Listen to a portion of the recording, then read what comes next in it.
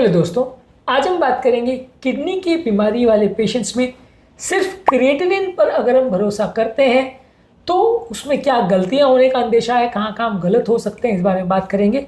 अक्सर लोग किडनी की बीमारी में सबसे ज़्यादा रिलाई करते हैं क्रिएटिनिन पर और क्रिएटिनिन की वैल्यूज़ के हिसाब से डिसाइड करते हैं कि व्यक्ति को किडनी का प्रॉब्लम है या नहीं, उसको मॉनिटर और मेंटेन करते हैं। लेकिन इसमें अक्सर कई गलतियाँ होती हैं जिसके बारे में जानना और समझना आवश्यक है ताकि हम ओवरऑल एक अंडरस्टैंडिंग डेवलप कर पाएँ कि किडनी की बीमारी में प्रॉब्लम सिर्फ क्रिएटिनिन से पता चले, ऐसा ज़रूरी नहीं है। क्या प्रॉब्लम है, कितनी प्रॉब्लम है और कैसे उसको मैनेज करना है, ये सिर्फ क्रिएटिनिन से हमें इंफॉर्मेशन नहीं मिलती। इन सारे इश्यूज़ को आज हम डिस्कस करने का प्रयास करेंगे ताकि आपको क्रिएटिनिन और उसकी इंपॉर्टेंस और उसकी वीकनेसेस के बारे में पता चल सके। टॉपिक पर जाने से पहले जो लोग हमारे चैनल पर नए हैं उन्हें रिक्वेस्ट करूँगा कि चैनल को सब्सक्राइब करें, वीडियोज़ को लाइक करें, शेयर करें, फॉलो करें, कमेंट करें, पूरा देखें।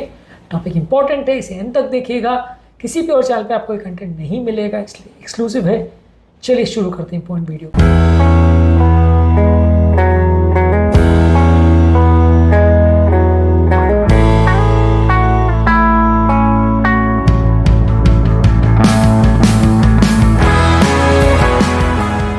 सबसे पहले कुछ लोग को ऐसा लगता है कि नॉर्मल क्रिएटिनिन का मतलब नॉर्मली फंक्शनिंग किडनी, पर ऐसा नहीं होता। कई बार किसी व्यक्ति का अगर बॉडी मास कम है, उम्र दराज व्यक्ति है, तो वहाँ पे उम्र दराज व्यक्ति में अगर किडनी खराब भी हो तो भी कई बार क्रिएटिनिन की वैल्यूज नॉर्मल आ सकती है।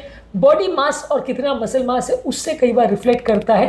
और कई बार किसी व्यक्ति का अगर हाई मसल मास है तो वहाँ किडनी नॉर्मल होने के बावजूद भी क्रिएटिनिन ज़्यादा आ सकता है। अगर किडनी को नॉर्मल फंक्शन भी हो रहा है और किडनी में ज़्यादा डैमेज मसल का प्रोटीन जा रहा है तो भी क्रिएटिनिन ज़्यादा हो सकता है। तो ये भी समझने की ज़रूरत है कि सिर्फ क्रिएटिनिन के बेसिस पे जज कर पाना कि किडनी खराब है या नहीं वो मुश्किल है, क्योंकि उसके नॉर्मल या एबनॉर्मल होना कई बार मसल मास पर भी डिपेंड करता है, सिर्फ किडनी फंक्शन पर डिपेंड नहीं करता है।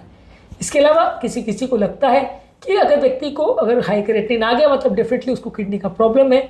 लेकिन कई बार बॉडी डिहाइड्रेटेड हो, शरीर में पानी की कमी हो, प्रोटीन बहुत ज़्यादा लिया हो, क्रिएटिनिन के अलग से सप्लीमेंटेशन लिए हो, अगर कोई मेडिसिन ऐसी चल रही हो जैसे पेन किलर्स है, एस इनहिबिटर्स है या ट्राइमिथोप्रिम करके मेडिसिन है, एंटीबायोटिक है।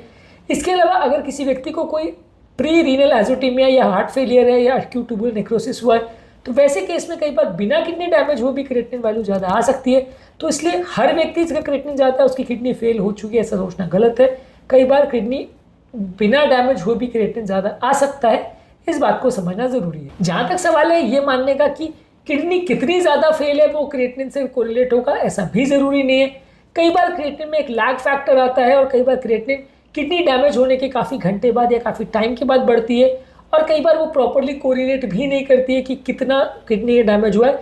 कई बार ईजीएफआर वैल्यूज़ या एल्बुमिनुरिया ज़्यादा बेटर बता पाती हैं कि व्यक्ति का किडनी कितना डैमेज हुआ है एज़ कम्पेयर टू क्रिएटिनिन। इसलिए क्रिएटिनिन एग्जैक्टली सीवियरिटी के साथ उतना अच्छा कोरिलेट नहीं करता है जितना कि लोग सोचते हैं और जितना कि लोग मान के चलते हैं कि 4 क्रिएटिनिन है और 6 क्रिएटिनिन है तो 6 मतलब बहुत ख़राब हो गया, 4 मतलब ठीक है।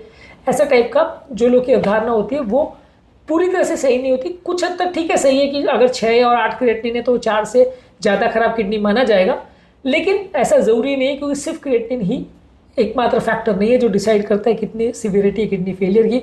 बहुत सारे और फैक्टर्स भी उसको चेंज कर सकते हैं। इसके अलावा कुछ लोग को लगता है कि अगर किडनी फेल है तो तुरंत क्रिएटिनिन वैल्यूज़ बढ़ जाती है, ऐसा यूजली नहीं होता।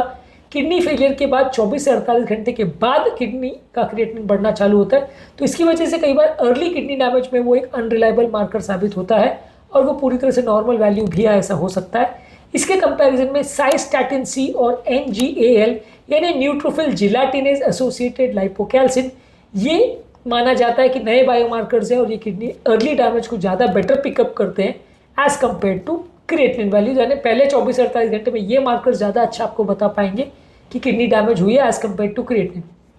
इसके अलावा कुछ लोग को लगता है कि एक बार क्रिएटिनिन मेजर कर लिया और वो खराब आ गई मतलब किडनी फेलियर हो गया, ऐसा नहीं है। किडनी फेलियर में कई बार अगर परसिस्टेंट फाइंडिंग्स आ रही है और किडनी की क्रिएटिनिन वैल्यूज अगर 3 महीने तक कंटिन्यू ज़्यादा आ रही है, साथ में अगर EGFR लो है या प्रोटीनूरिया हो रहा है, तभी हम पेशेंट को लेबल करते हैं क्रॉनिक किडनी डिजीज। एक बार किडनी फेलियर कई बार पानी की कमी की वजह से, मेडिसिन की वजह से, अक्यूट इलनेस की वजह से, कोई और फैक्टर्स की वजह से भी चेंजेस आ सकते हैं। तो एक वैल्यू अगर क्रिएटिनिन की ज़्यादा आ गई तो आपने मान लिया कि किडनी परमानेंटली फेल हो गई, ये सोचना गलत है क्योंकि किडनी कई बार परमानेंटली फेल ना भी हो तो भी 1-2 क्रिएटिनिन की वैल्यूज अच्छी खासी हाई आ सकती है। इसके अलावा कुछ लोग को लगता है कि किडनी का कितना फंक्शनल रिजर्व है या उसकी एक्स्ट्रा काम करने की कितनी कैपेसिटी है वो क्रिएटिनिन से रिफ्लेक्ट होता है, लेकिन एक्स्ट्रा स्ट्रेस झेलने की कैपेसिटी जो है वो क्रिएटिनिन से उतना अच्छा प्रिडिक्ट नहीं हो पाता है जितना कि हमें लगता है। इसके अलावा क्रिएटिनिन के ट्रेंड्स हमेशा रिलायबल होते हैं। ऐसा लोगों को लगता है क्रिएटिनिन अगर बढ़ रहा है तो किडनी खराब हो रही है, क्रिएटिनिन अगर ठीक हो रहा है तो किडनी भी ठीक हो रही है, ऐसा भी ज़रूरी नहीं है। कई बार बॉडी का हाइड्रेशन स्टेटस, पेशेंट का इन्फेक्शन स्टेटस, कई बार कुछ मेडिसिन ऐसी है जो क्रिएटिनिन सिक्रीशन बढ़ाती है, जैसे साइमिटाडिन और ट्राइमिथोप्रिम, या मसल मास के चेंजेस जो कई बार क्रिटिकली इल और मालनरिश पेशेंट में चेंजेस होते रहते हैं, ये भी क्रिएटिनिन के वैल्यूज को अफेक्ट करते हैं। इसलिए क्रिएटिनिन बढ़ना या घटना हमेशा किडनी फेलियर बढ़ रहा है या घट रहा है उसको प्रॉपरली डिपिक्ट करे ऐसा जरूरी नहीं है, इसमें गलतियां होने का चांस ज़्यादा है। इसके अलावा लोगों को लगता है कि हर तरह की पॉपुलेशन में क्रिएटिनिन की सेम कट ऑफ वैल्यूज होगी, ऐसा नहीं है। क्रिएटिनिन का कट ऑफ वैल्यूज बच्चों में अलग, बड़ों में अलग हो सकता है, क्योंकि बच्चों और बड़ों में मसल मास कंपेरेटिवली कम होता है। यंग लोगों में और हाई मस्कुलर लोगों में क्रिएटिनिन का वैल्यूज ज़्यादा हो सकती है क्योंकि उनका मसल मास ज़्यादा होता है। तो दूसरे फैक्टर्स भी हैं जो क्रिएटिनिन की वैल्यूज को अफेक्ट करते हैं, और ज़रूरी नहीं कि हर एज ग्रुप में एक से ज़्यादा क्रिएटिनिन में सबको किडनी फेलियर मान लो, अलग अलग लोगों के लिए अलग अलग कट ऑफ हो सकता है। किडनी का फंक्शन जरूर कुछ हद तक क्रिएटिनिन से रिफ्लेक्ट होता है, लेकिन एग्जैक्टली कितना किडनी को डैमेज हुआ है, कितना स्कारिंग हुआ है, कितना फाइब्रोसिस हुआ है, कितना टेम्पररी कितना परमानेंट डैमेज हुआ है, वो अपने को बायोप्सी से ज़्यादा अच्छा पता चलेगा।